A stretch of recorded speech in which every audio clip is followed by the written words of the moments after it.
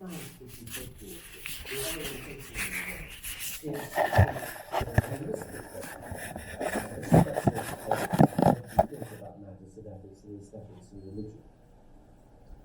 And the motivation that lay behind this, the second of Wittgenstein's motivations, the first being, of course, to solve the problems of philosophy by understanding language. The second motivation was that matters of ethics and religion are far too important to talk about. And indeed, his motivation there was to try to protect matters of ethics and religious commitment from what he regarded as the reductive encroachments of the natural and social sciences. But if natural science and psychology could explain why it is that people had certain ethical views or certain religious commitments, then the significance of these commitments would be reduced. He may not himself have expressed matters in quite this way, but reductionism, in philosophy and elsewhere, is sometimes described as seeing nothing in the pearl other than the disease of the oyster, taking away all the value and beauty of things by giving scientific or social scientific explanations of them, taking away all the importance to individuals of, let us say, religion by explaining religious belief and experience wholly in psychological terms only. And it was this that he, because of the time at which he lived and because of the great advance in scientific knowledge, was anxious to prevent.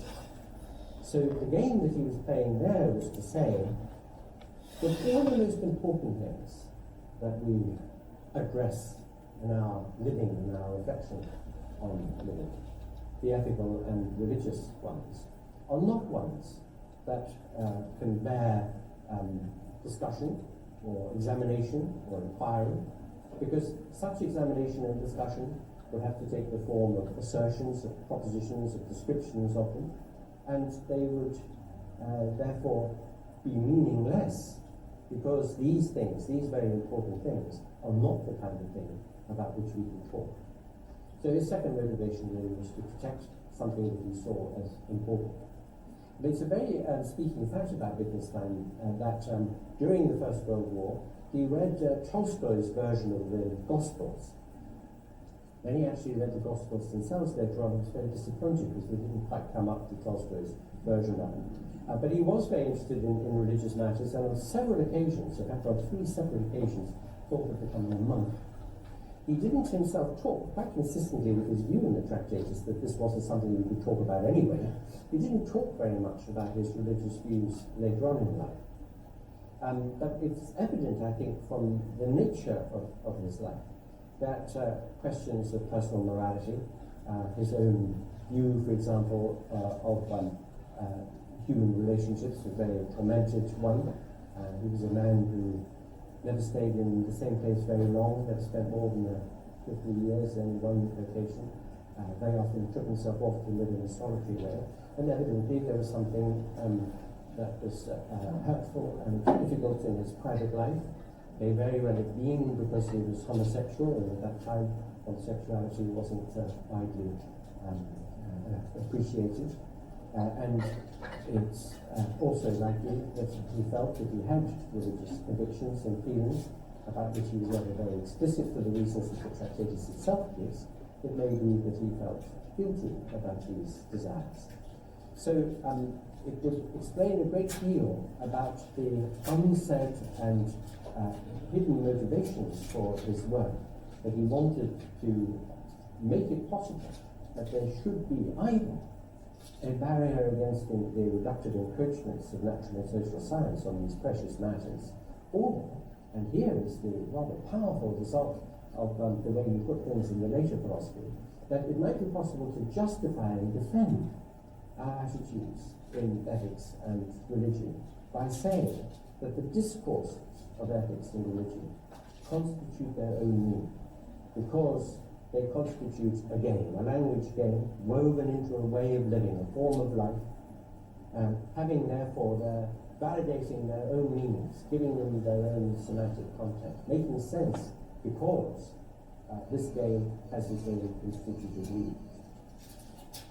There's nothing to be said about the the way that Wittgenstein uses the theory of meaning that he offers us in the later philosophy is it connects to the following fact.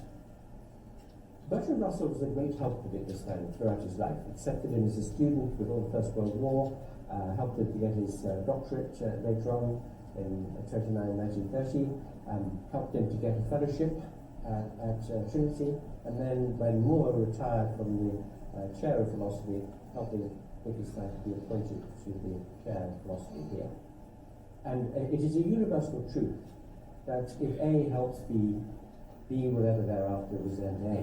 And certainly Wittgenstein seemed to bear a great deal of resentment against Russell for all the help that he got from him, not least because he thought, sometimes for not entirely incorrect reasons, that Russell's philosophy was insufficiently detailed and clear, and that he made lots of philosophical mistakes, and he read Russell with the main intention of refuting him.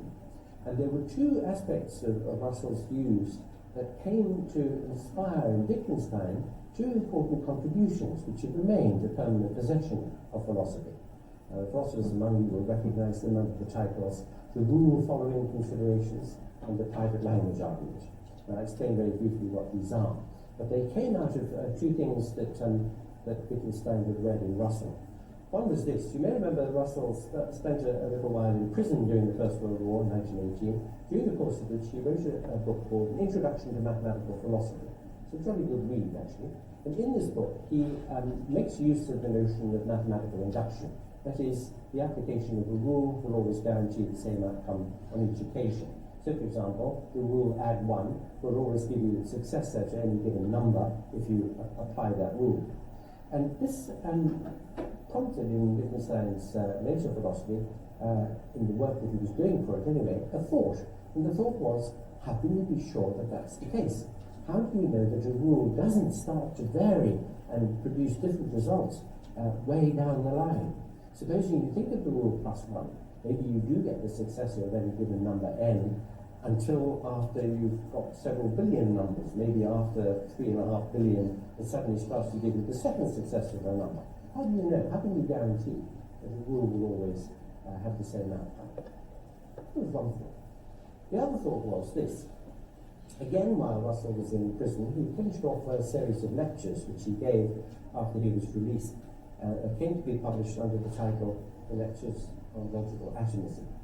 And this was Russell's very informal and but rather incompletely worked out version of Wittgenstein's Tractatus, because of course they had been discussing these matters together before the war, and they had gone in rather different directions. Very, very austere architectonic of the Tractatus, this very, very informal, sketchy version of the idea of logical atomism in Russell. But fundamentally, the idea was very much the same, that there are structures, that the bottommost layer of structure in the world has to be the sense data, as Russell called them, that we have when we have empirical experience, out of which we build the physical objects that we encounter in the world. The physical objects are actually constructions out of actual and possible sense experiences that we have, and they are the atoms. Remember, in the Tractatus, the atoms of the world were objects, undefined. And Wittgenstein said, I don't know what they are, but they must be there. But Russell actually gave us a candidate for the basic atoms of the world, and they are the sense data that we have. This is in line with the empiricist tradition of thinking about how we have our knowledge of the external world. But of course, the great difficulty there is that Russell had made an assumption common to all epistemologists since Descartes. Now, you were all reading the Meditations last night in Labarthe as well, so you remember Descartes starting from the contents of his own consciousness.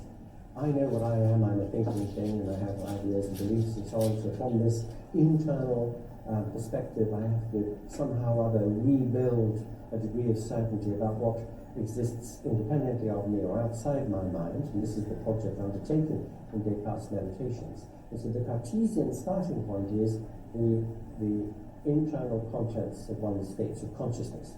And that, of course, is precisely what Russell is doing in the Lectures on Logical Atomism, starting from the little bits in the computer sense sensing that goes on in the inner space of our consciousness, from which we have to infer an external world or rebuild confidence in these internal states being genuinely representative of something outside ourselves. And this Wittgenstein recognized as posing a major problem. If you were starting as a kind of Robinson Crusoe figure, just all on your own, solo, to talk about the inner states of your own consciousness, how could you do it? How could there be a language which is logically private to yourself, in which you could discuss these things, so that you would attempt to rebuild your knowledge of the external world? Because isn't it the case that a language has to be public in order for it to exist at all? Here's an example of this. Supposing you are washed up on a desert island as a little baby before you've got any chance to be exposed to language, and somehow or other you grow up there safely, and one day a coconut falls on your head, it gives you a headache, and you say to yourself, I'm going to call this headache. And then, alas, 6 months later, another coconut falls on your head, and once again you've got a headache, and you say to yourself, now what did I call this the first time? Oh yes, headache. Now how would you know that you used that sound to denote the experience that you're having on the later occasion? Well, by memory, of course, because on the second occasion you're remembering the baptismal occasion. But here's the problem. Doing that is very like looking at something in The Guardian, thinking, good God, can that be true? And you rush out to buy another copy of The Guardian to see whether what the first one says is true. So really, you would, as a solo language user, never be in a position to know whether you are using terms with the same content, the same meaning as on an earlier occasion, unless you were a member of a linguistic community which could check and control your uses of expressions. Unless you were a member of a rule-following community of speakers who together constitute the meanings of the expressions they use and govern their respective uses of those expressions. So this is the important point that Wittgenstein raised about the impossibility that there could be a logically private language. Of course, there could be a contingently private one, like Keats's diary and so on, but the point about those is that they can be translated into a public language, and so they're not logically private. If there cannot be a logically private language, then there cannot be a Cartesian starting point for the theory of knowledge. That was the big contribution that Wittgenstein made in reacting to Russell's view.